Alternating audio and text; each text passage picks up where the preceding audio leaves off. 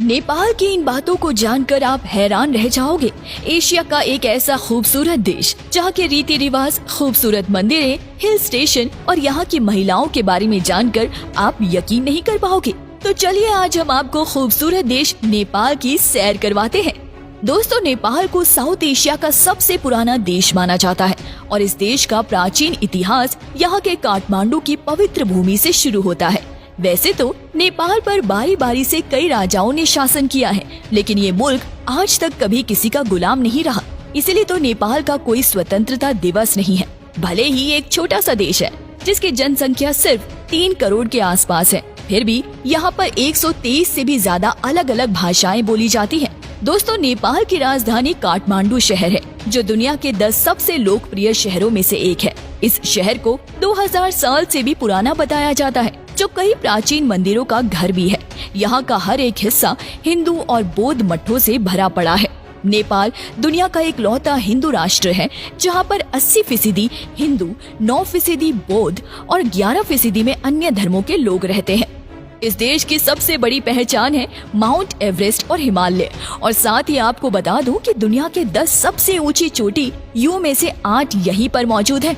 नेपाल पानी को सुरक्षित करने के मामले में वर्ल्ड में दूसरे नंबर पर है। यहाँ पर पानी को बिल्कुल भी बर्बाद नहीं किया जाता। आपको जानकर हैरानी होगी कि यहाँ ज्यादातर लोग गरीब हैं, जिसका कारण है फैक्ट्रीज और बड़ी कंपनीज का यहाँ पर न आना। दोस्तों, नेपाल का राष्ट्रीय पशु गाय है, जिसे नुकसान पहुँचाने पर सख्त मना है। यहाँ की करेंसी को नेपाली रूपी कहते हैं, जिसका मूल्य भारतीय रुपए से भी कम है। मतलब कि एक भारतीय रुपए नेपाल के 1 रुपए 62 बन जाते हैं। भारत और नेपाल के बीच काफी अच्छी दोस्त है, तभी तो हर भारतीय नागरिक को बिना वीजा और पासपोर्ट के नेपाल में आने की छूट है। केवल एक आईडी कार्ड साथ ले जाना होता है, जबकि बाकी देशों के लोगों को यहाँ वीजा लेना पड़ता है। नेपाल के काफी सारे युवा भारत में काम करने भी आते हैं। इसके अलावा इन्हें भारतीय सेना में भी शामिल किया जाता है। नेपाल के लोग एक दूसरे से मिलते समय हाय हेलो नहीं, बल्कि हाथ जोड़कर हमारी तरह नमस्ते करते हैं। दोस्तों, भगवान बुद्ध के प्रति लोगों में काफी श्रद्धा है और इनकी जन्मभूमि लुम्बिनी सांस्कृतिक है, जो नेपाल में ही है। अब आप सोच ही सकते हैं ये कितना शांत प्रिय देश होगा। यहाँ कभी धर्म या जाति के नाम पर कोई झगड़ा नहीं हुआ। नेपाल में टाइम जोन के मुताबिक नहीं, बल्कि माउंट एवरेस्ट के आधार पर चलता है। इसलिए यहाँ का टाइम दुनिया के समय से 45 मिनट पीछे रहता है। यहाँ के लोगों मोमोज खाना ज्यादा पसंद करते हैं।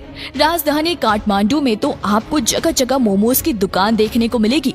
नेपाल अपने जंगली जानवरों, खतरनाक सड़कों और मुश्किल भरी उड़ान वाले एयरपोर्ट के लिए भी जाना जाता है, जिसका सबसे बड़ा उदाहरण है लुक्ला एयरपोर्ट। राजधानी काठमांडू के अलावा पोखरा शहर अपनी झीलों, शांत हवा, पक्षियों की आवाज के चलते पर्यटकों को आकर्षित करता है।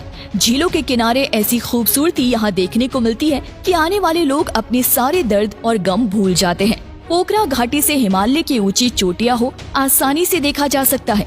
वैसे तो यहाँ अनगिनत मंदिर हैं, लेकिन पशुपतिनाथ मंदिर के प्रति लोगों में अलग ही श्रद्धा है। ये मंदिर हिंदू लोगों के 8 सबसे प्रमुख मंदिरों में से एक है, जो नेपाल के काठमांडू में आता है। चौक और आकार में बने इस मंदिर के 4 दरवाजे को चांदी से बनाया गया है।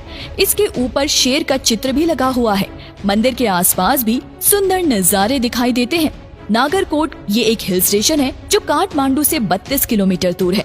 लगभग 7000 मीटर की ऊंचाई पर मौजूद इस हिल स्टेशन के बारे में एक बात आपको चौंका देगी कि यहाँ से हिमालय की चोटियों के साथ साथ माउंट एवरेस्ट का सूर्योदय भी दिखाई देता है। हिमालय की गोद में बसा नेपाल 1,47,151 स्क्वायर किलोमीटर में फैला हुआ है।